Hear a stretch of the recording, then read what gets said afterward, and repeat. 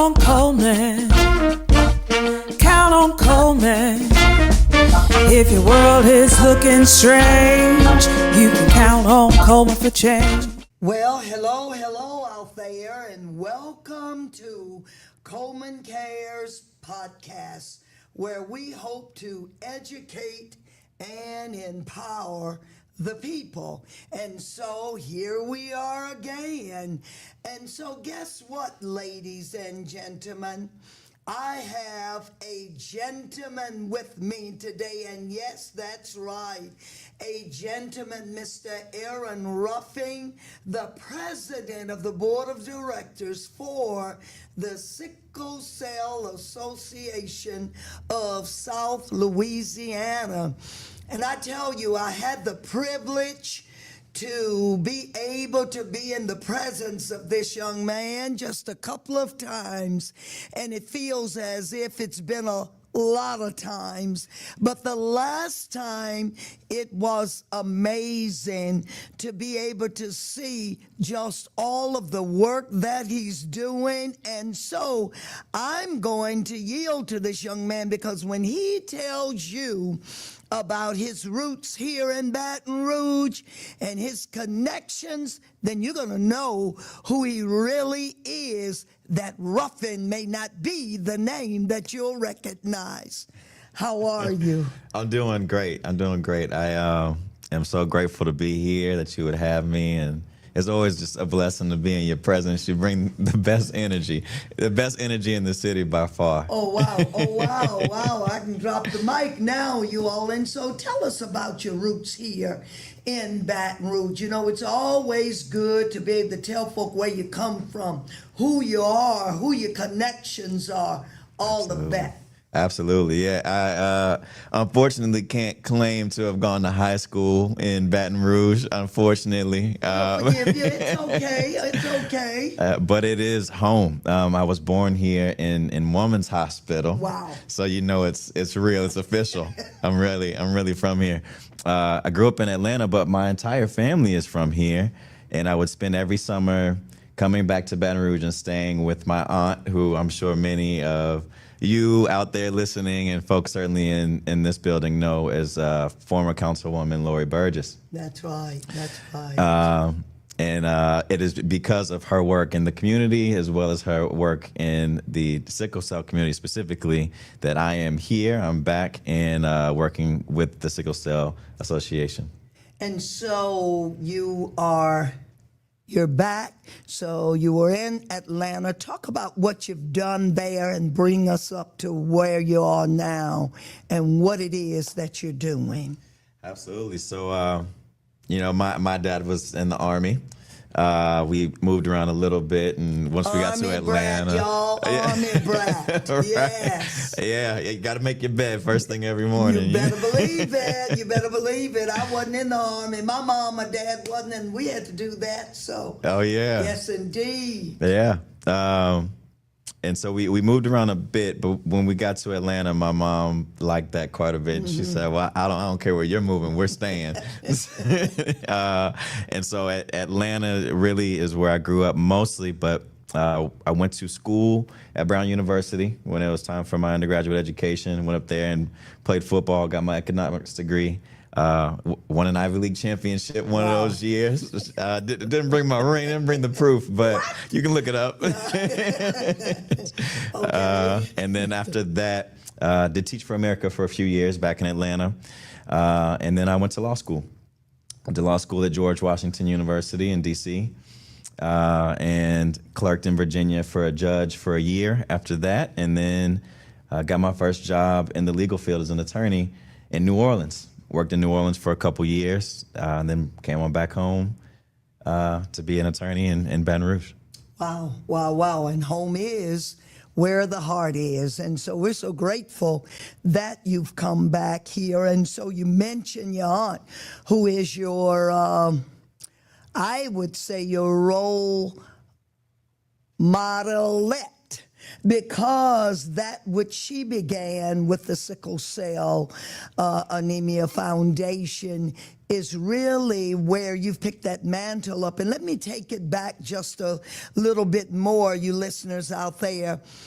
I know that you realize that East Washington Street is now Lori Burgess, and that is because of the work, the dedication that Councilwoman Lori Burgess did here in this great South Baton Rouge area. And of course, she has so many sisters, until I know you all know some of them for sure. And so now here you are. You've taken that mantle and you've run with it. So talk to them about your activism, your with sickle cell, and where you are and where you want to take it to. Absolutely. Sickle cell and the association has been a cause and organization I've been around my whole life, because in addition to being councilwoman, my Aunt Lori Burgess served as the executive director of Sickle Cell for many years. So those summers, I would not just be staying with her, but during the day, I would be running around the Sickle Cell building, organizing books in the library, interacting with Sickle Cell warriors who, were adults as well as children my own age. And so I've really kind of grown up around this disease.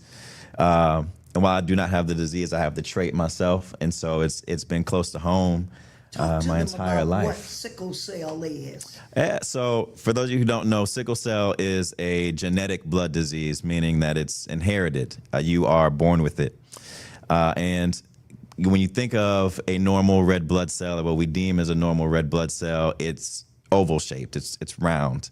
And those warriors with sickle cell disease, many of their blood cells are, abnormally shaped, but usually shaped like a crescent moon or a sickle, hence the name.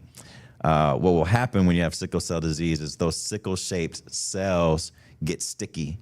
And as they move through your blood vessels, they get stuck together, they get clumped together, and they prevent oxygen from flowing to your critical organs, your heart, your lungs, your kidneys, your spleen. The spleen can be particularly dangerous because that creates your white blood cells, which fights off disease and compromises your immune system. One of the most common issues that we see with sickle cell warriors is that when those red blood cells clump together, they have what's called a pain crisis. And that is because oxygen is not getting to their organs or wherever oxygen is needed in the body. And while I haven't had a pain crisis, I have spoken with one of our warriors who has children, and she looked at me and she said, I've been through childbirth with no epidural. I've had a pain crisis. I'll take childbirth over pain crisis any day. Wow. So I imagine, to the degree that I can, that it's not fun. And so these things can happen suddenly, but then there are also some circumstances that we can look toward to where we know pain crises tend to happen, usually changes in temperature, increases in stress, and that including physical stress, so exercise and things like that. And so it is a common issue, particularly in the Black and brown community. Yes. Which is why we fight so hard for it, especially in this district. Yes, that's right. That's right. And while we are making progress, there's much more to be done.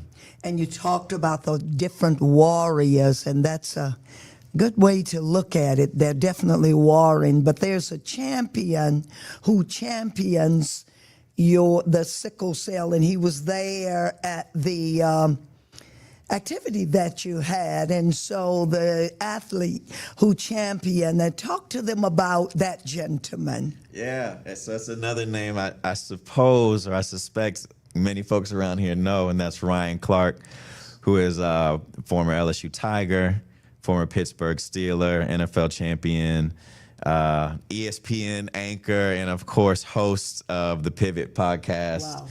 Wow.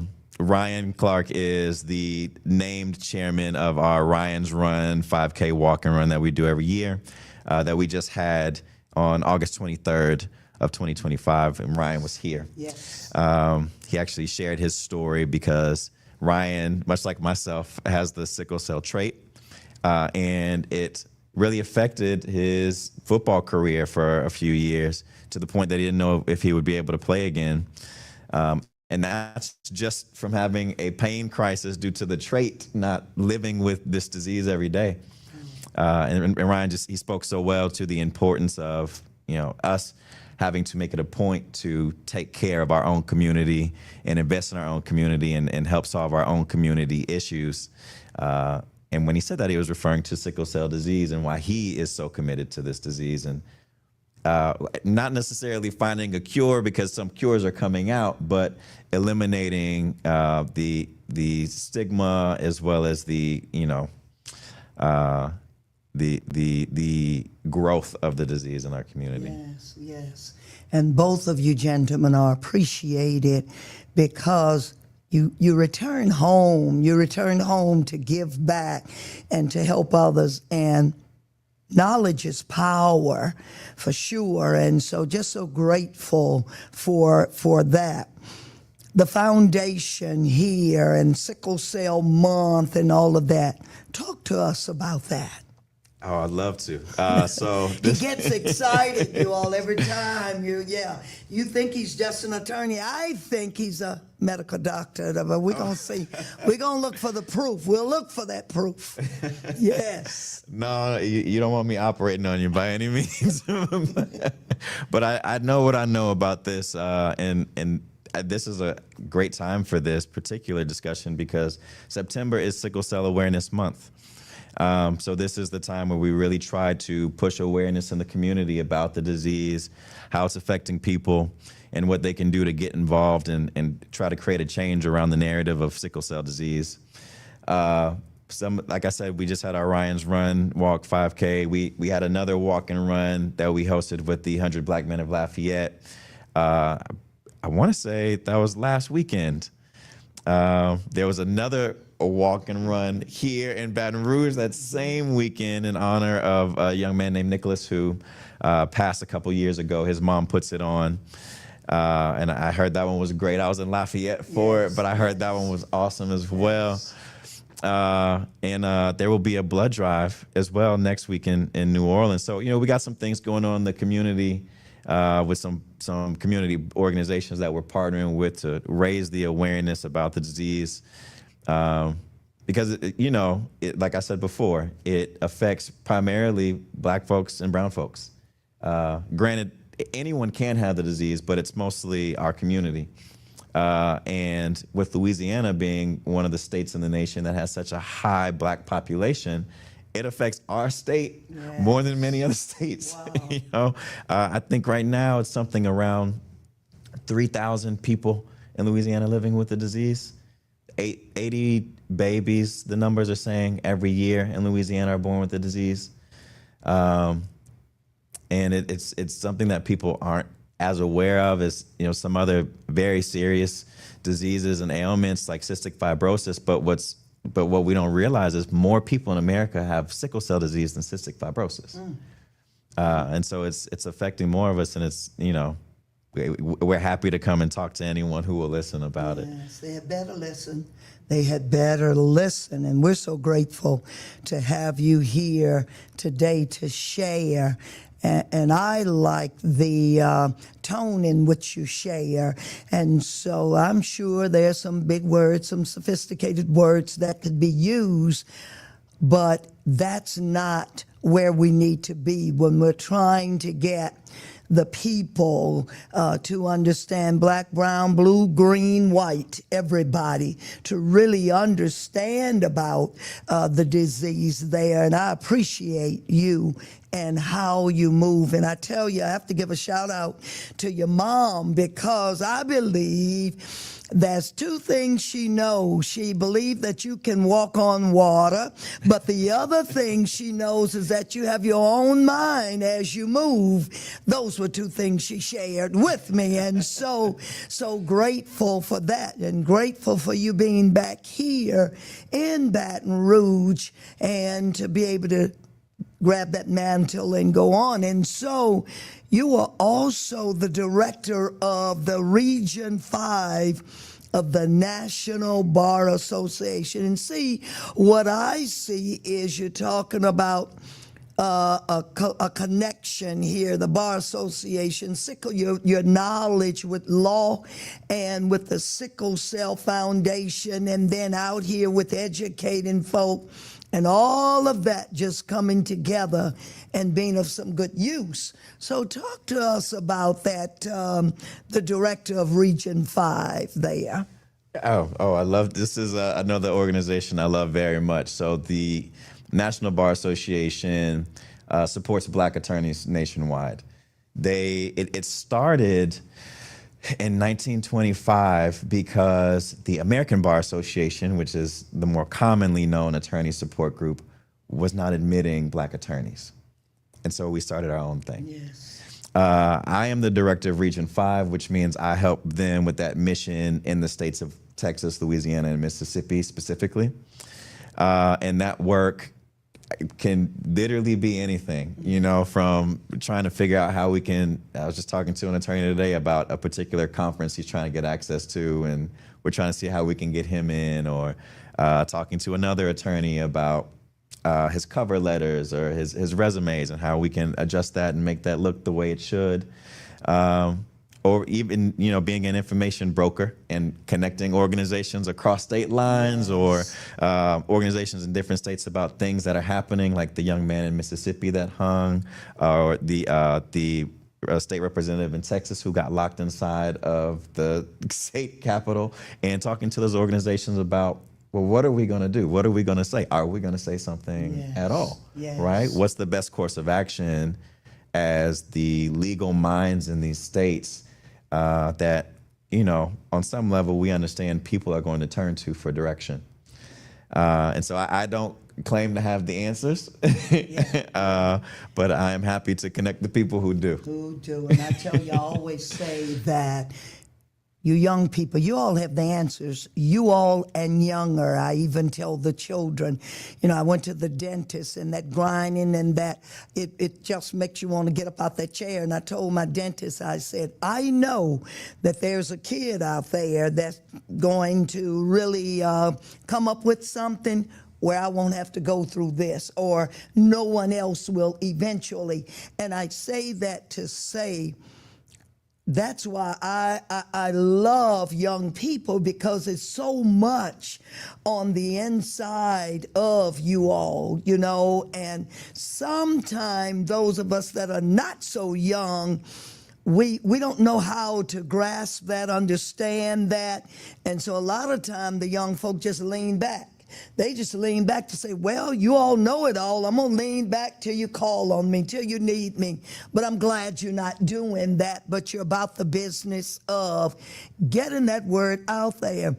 And then even going a little deeper, because our children, we've got to be able to have conversations with them so that they can understand sickle cell at an early age. And you know, children, once they get a grip on something, they will be the mouthpiece for that which needs to be. And so that is excellent that you're able to connect with those attorneys, and then take a look at what's happening all around, and then being proactive in a lot of instances instead of reactive. Absolutely. I you know, it's interesting you use that term lean back, because I think about the legacy of my Aunt Lori. And even when I spoke about her at her services, she was always someone who leaned forward, who leaned in.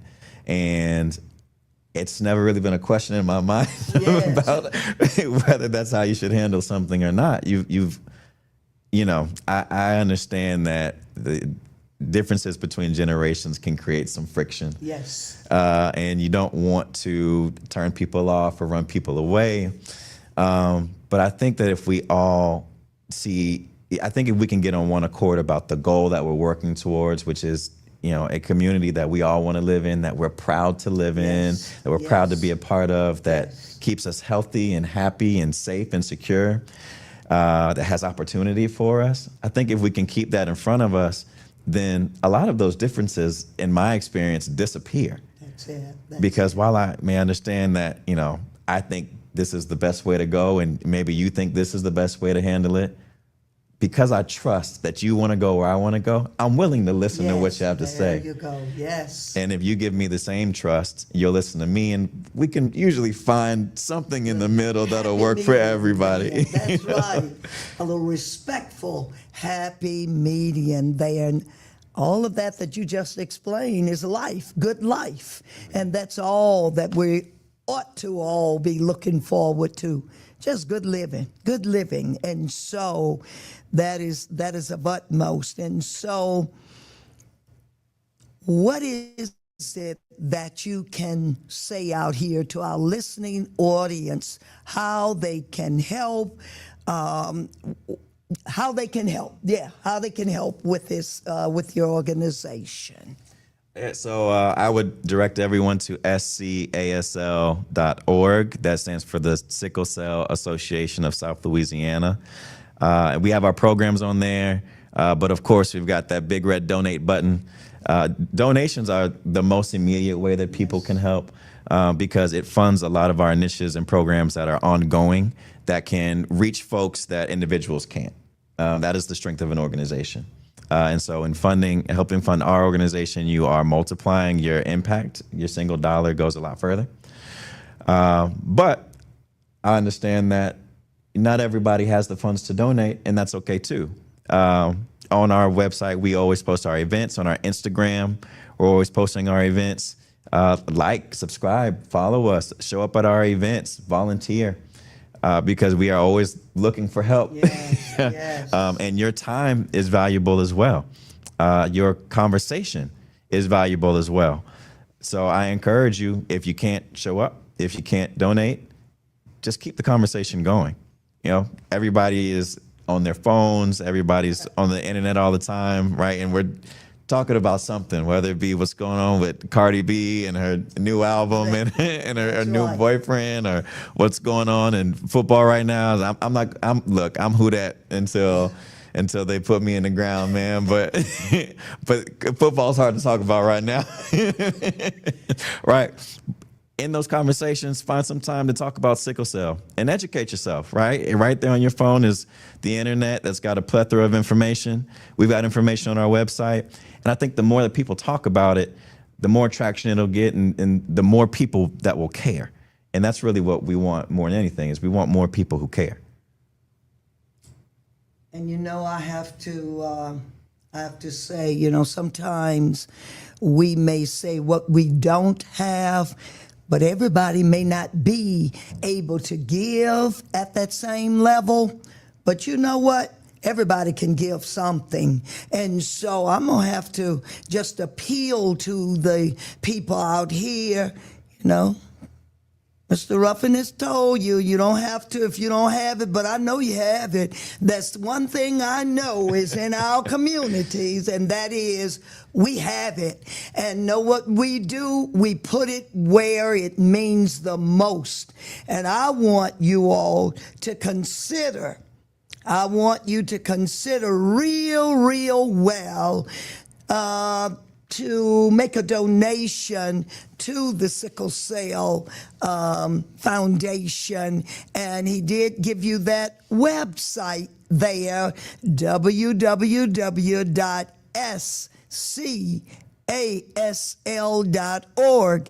And then if you're not computer savvy, and that's okay, I can guarantee you can find someone that can really, do it for you.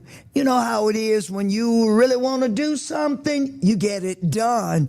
And so no amount is too small, you all.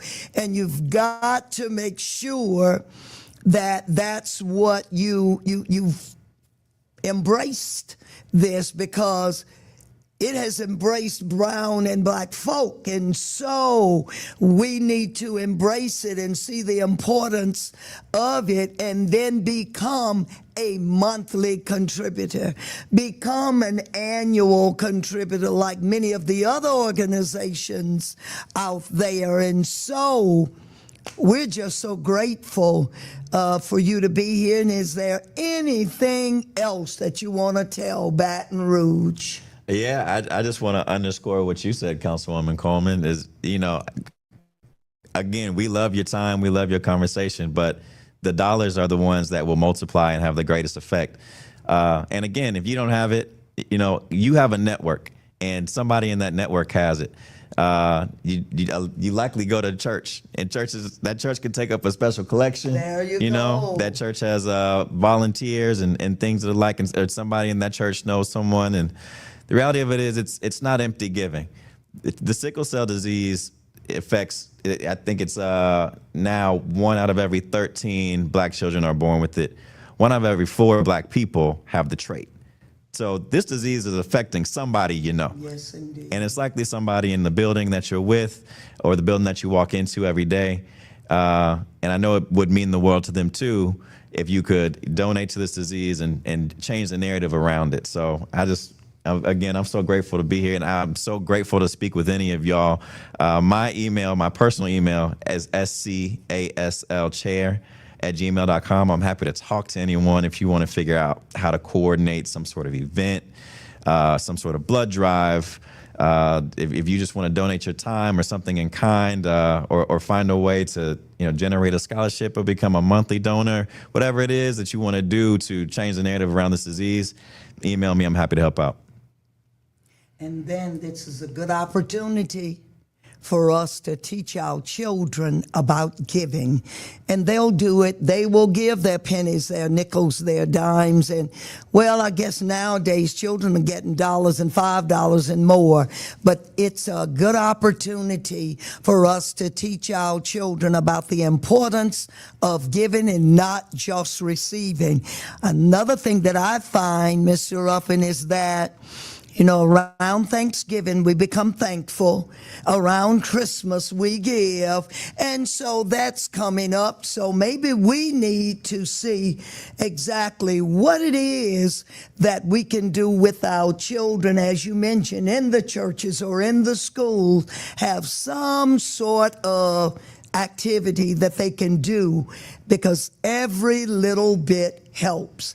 And see, I have done my giving, so I know he's not going to let me get away with next year of giving or whatever. And so I just want to call out to all of you out there to please unselfishly donate to this worthy cause. And again, I appreciate you being here. You want to give a shout out to anyone? Oh, man. I just want to give a shout out to the organization, everyone who works on it, the entire board and staff for all the work that you do, man. Y'all are amazing.